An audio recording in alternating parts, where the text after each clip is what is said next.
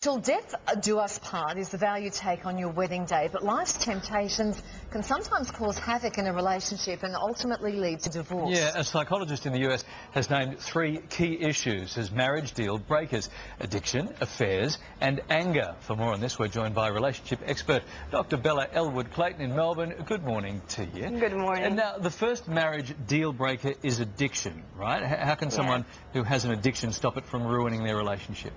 Well, it's very important to face that addiction and try to assess it, and to speak to someone you really trust about how you're feeling, and then, if necessary, to seek some type of professional support.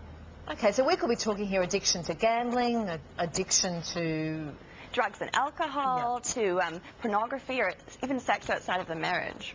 Okay, so owning up is the first step, and then talking to someone and getting help. Let's move on to affairs. How can you prevent cheating from happening? Well, I think once you start feeling sexual feelings towards someone else, you really need to be wary of those feelings and remove yourself from that temptation.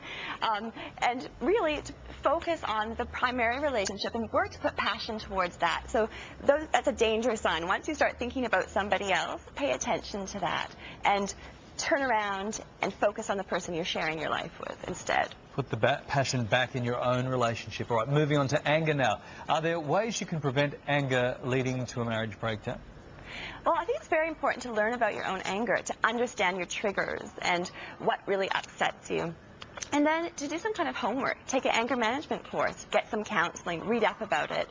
And lastly, it's really practical advice. You know, take early exits from situations that you will find upsetting so you don't explode and lose control of where you're at, because anger can really impact a relationship very negatively. So just take a deep breath and walk away. Count to 10.